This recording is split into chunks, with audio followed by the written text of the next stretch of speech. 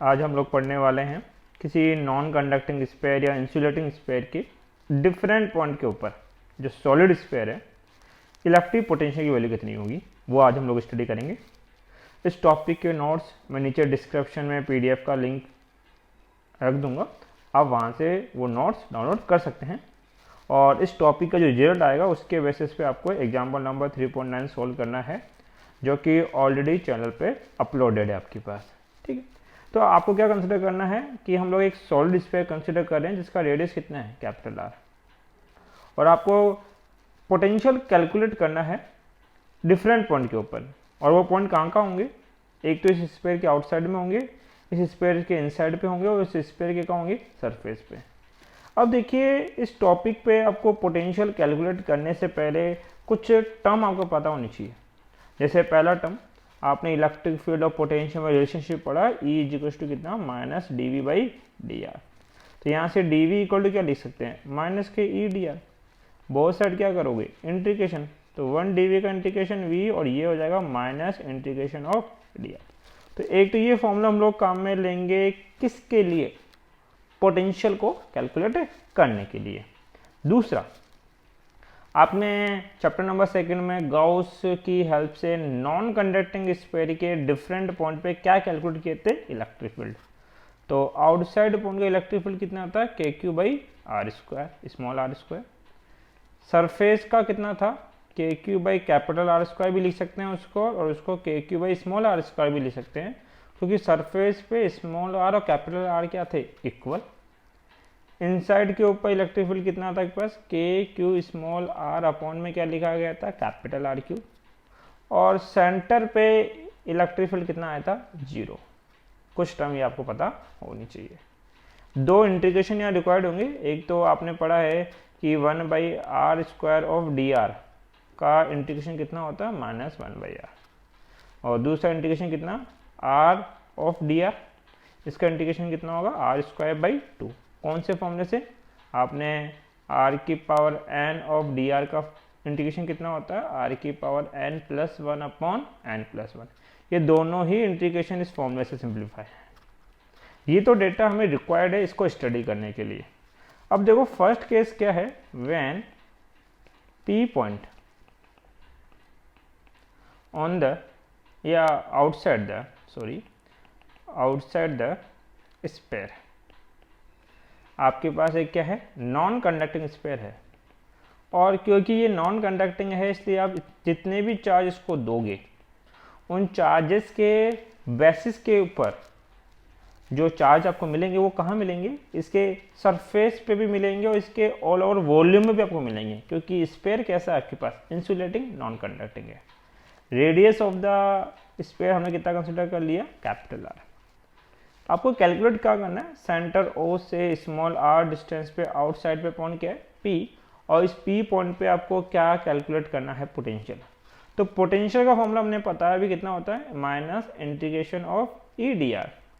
अगर outside point है तो पोटेंशियल को लिखेंगे वी आउटसाइड, तो इलेक्ट्रिक फील्ड भी क्या लिखा जाएगा, ई आउटसाइड। इसका मतलब जिस पॉइंट पे आप पोटेंशियल कैलकुलेट करना चाहते हैं उसका इलेक्ट्रिक फील्ड आपको पता होना चाहिए। और हमने अभी ऊपर बताया कितना होता है, K Q by small R square. देखिए आउटसाइड का कितना बताया, K Q by small R square, और ये फॉर्मूला मैं यूज में ले रहा हूँ। अब पोटेंशियल डेवलप कैसे होता है वो समझिए।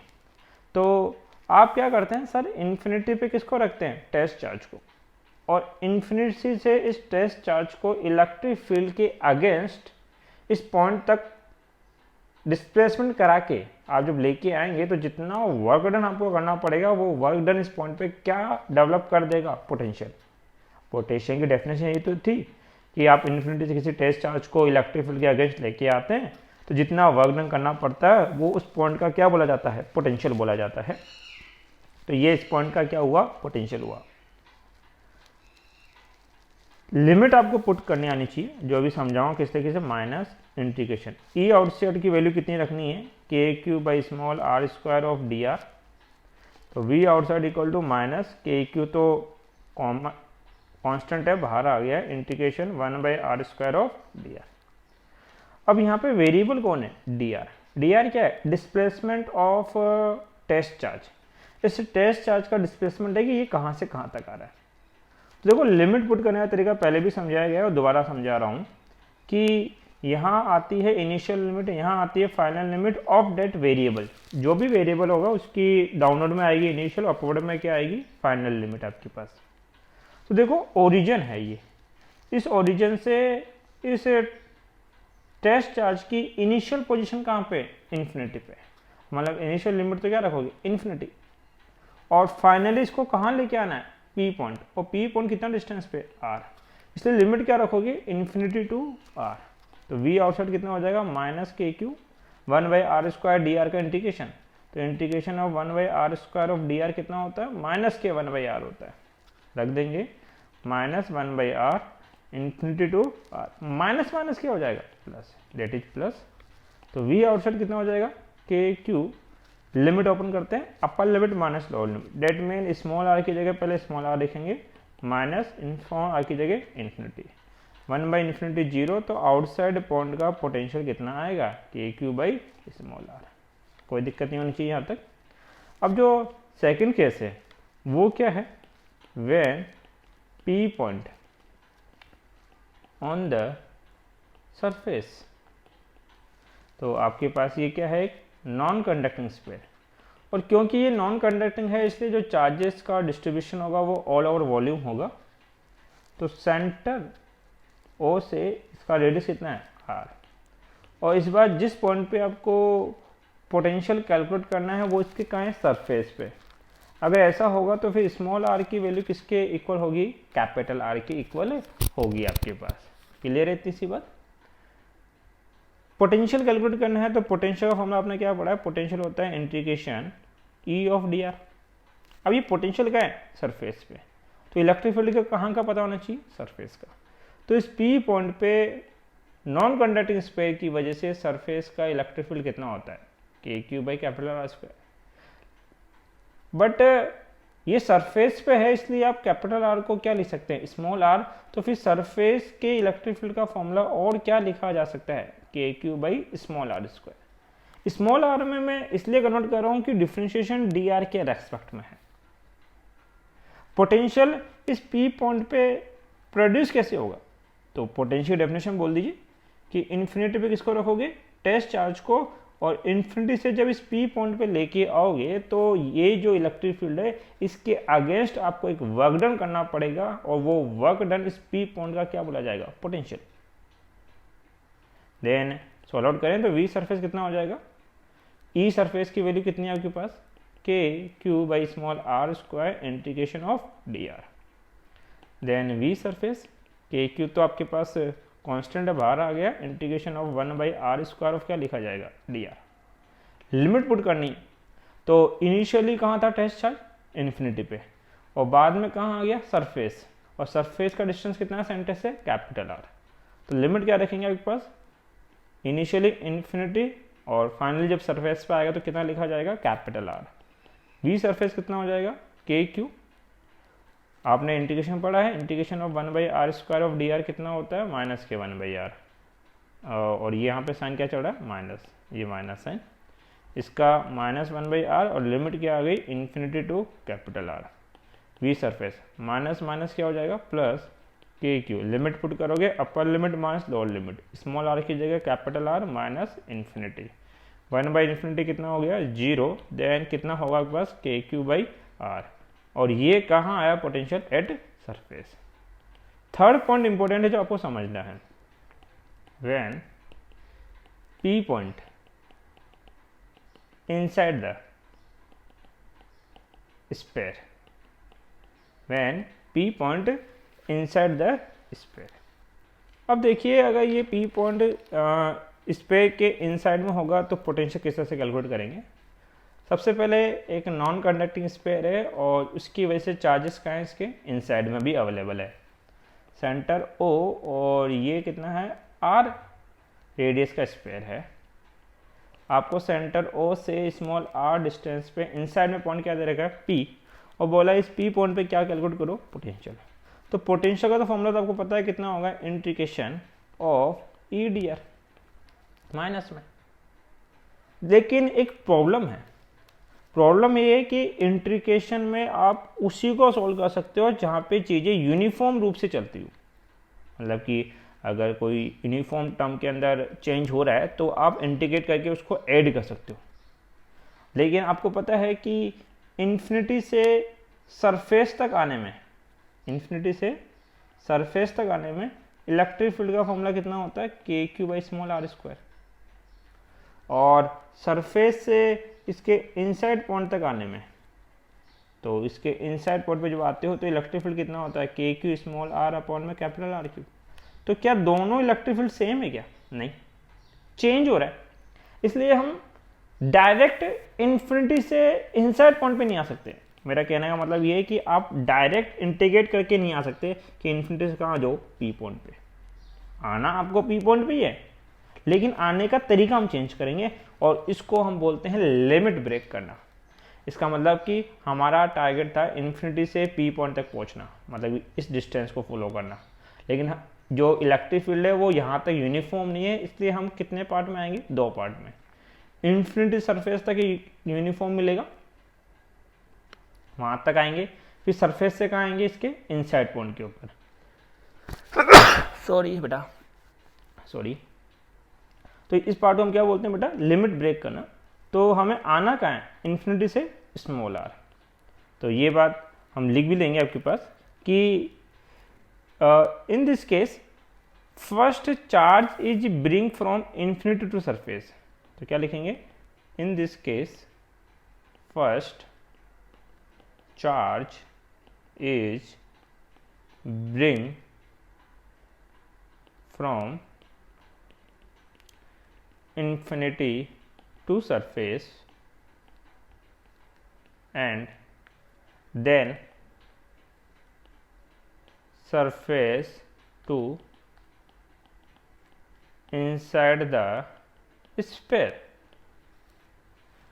इसको ब्रेक करेंगे तो v इंसर्ट कितना हो जाएगा, माइनस, पहले कहाँ आ रहे, इन्फिनिटी टू सरफेस, मतलब इन्फिनिटी से कैपिटल आर डिस्टेंस पे, तो E surface of D R, फिर माइनस, फिर सरफेस से कहाँ जा रहे हैं, इनसाइड, मतलब small R, it is E inside of D R. अब मैथमेटिक्स है तो वी इनसाइड कितना हो जाएगा, minus infinity to R, E surface की वैल्यू आपको पता है कितनी होती है बेटा, K Q by small R square of D R, minus capital R to small R, और ई इनसाइड कितना होता है, K Q small R upon capital R cube of D R. Solve out करेंगे तो वी इनसाइड इक्वल टू कितना, minus K Q तो constant है, बाहर आ गया, और आपके पास क्या बचा, infinity to capital R 1/r square of D R, minus K cube बट्टा कैपिटल आर क्यूब, तीनों ही टर्म कांस्टेंट है, बाहर आ जाएगी, capital R to small R, R of D R. इसी को इंटीग्रेट कर सकते हैं।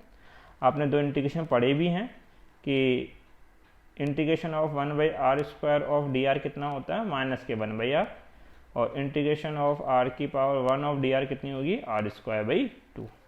दोनों पार्ट को रिसोल्व करोगे तो v इनसाइड कितना हो जाएगा, माइनस के क्यू, इसका इंटीग्रेशन माइनस के 1/r, लिमिट कहाँ जा रही है, infinity to capital R, then minus K Q by capital R cube, इसका सॉल्यूशन कितना होगा, r square by 2 capital R to small R, minus minus क्या हो जाएगा, plus, then v inside equal to कितना, के क्यू, लिमिट पुट करोगे, upper limit minus lower limit, 1/r minus 1/इंफिनिटी, minus का के क्यू, ये तो 2 तो कॉमन है, बाहर निकाल दो, 2r क्यूब, और बाकी टर्म में लिमिट पुट कर दो, तो ऊपर स्मॉल आर में रखोगे स्मॉल आर, तो small R square, upper limit minus lower limit, capital R square आपके पास है।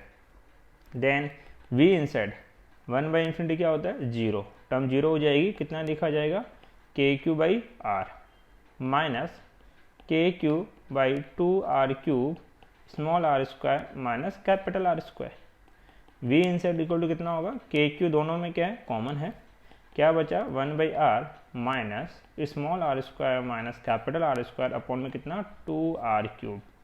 इस पार्ट को रिसोल्व करेंगे हम लोग, तो v इनसाइड इक्वल टू कितना, के क्यू, एलसीएम ले लीजिए, तो 2r क्यूब एलसीएम आया, r का डिवाइड करेंगे तो 2r स्क्वायर बचेगा, माइनस ये वाली term as it is, minus r square this term. Solve out करें, v इनसाइड इक्वल टू कितना, के क्यू 2r² माइनस अंदर मल्टीप्लाई करेंगे -r² minus minus plus capital R² upon 2r³। Then v inside equal to कितना KQ, आपके पास 3r² minus small r² upon 2r³।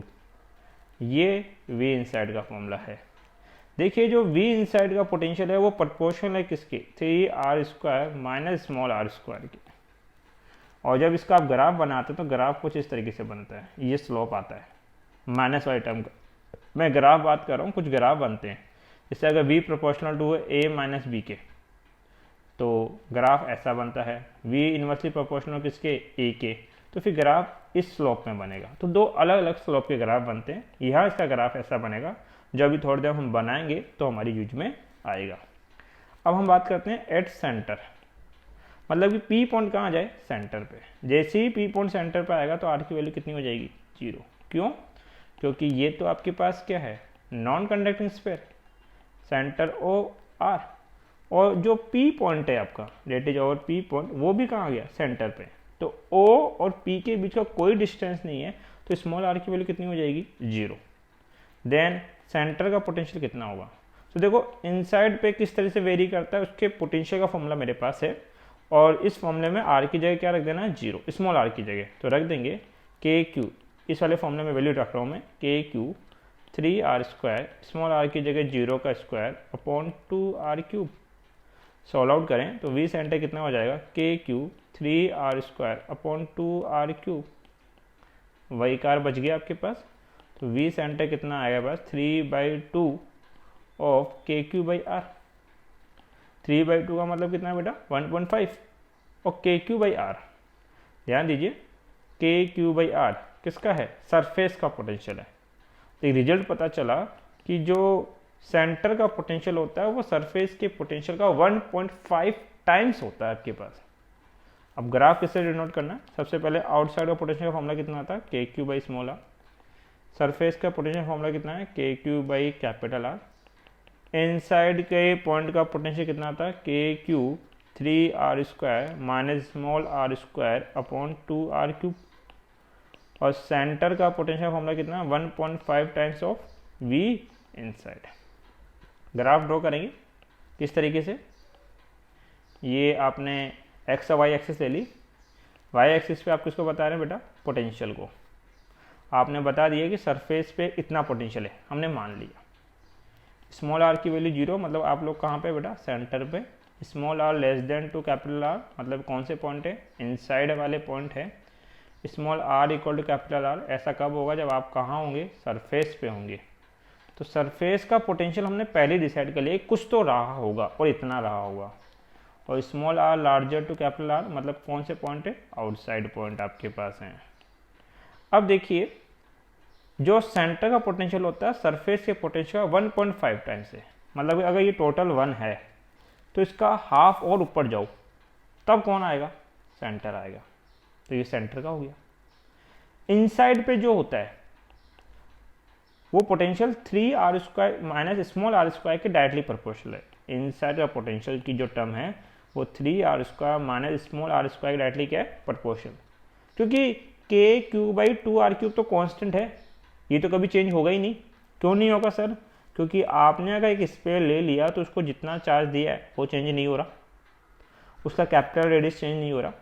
लेकिन जो inside point है, मान लो P point यहाँ पे तब आर अलग होगा, पी पॉइंट यहाँ है तब आर की वैल्यू अलग होगी, पी पॉइंट यहाँ है तब आर अलग होगा। जब तक सरफेस पे नहीं होता तो सेंटर से सरफेस तक आते टाइम इस स्मॉल आर की वैल्यू कंटिन्यूसली चेंज होगी, इसलिए स्मॉल आर के साथ रिलेशनशिप आएगा। और स्मॉल आर के साथ टर्म क्या है, 3r² माइनस स्मॉल r² है। इसका मतलब जो v इनसाइड है वो इस टर्म के डायरेक्टली क्या है, प्रोपोर्शनल। और नेगेटिव टर्म का मैंने अभी समझाया था ऊपर कि स्लोप कैसा आता है, इस तरीके से स्लोप आता है। ये इसका स्लोप है, मतलब ये किसका है, v इनसाइड, जो कि 3r² माइनस स्मॉल r² के डायरेक्टली क्या है, प्रोपोर्शनल है। नेक्स्ट, अब इसको आउटसाइड में कैसे जाना है, तो आउटसाइड का पोटेंशियल स्मॉल r के क्या है, इनवर्सली प्रोपोर्शनल है। तो ये इसके आगे क्या चलेगा, इनवर्सली। तो v आउटसाइड इनवर्सली किसके, 1/r के बस। अब इसको नोट्स में किस तरह से लिखना है वो आप PDF डाउनलोड करें, वहाँ से देख लें, जो समझाया सेम एज इट इज है। Thank you.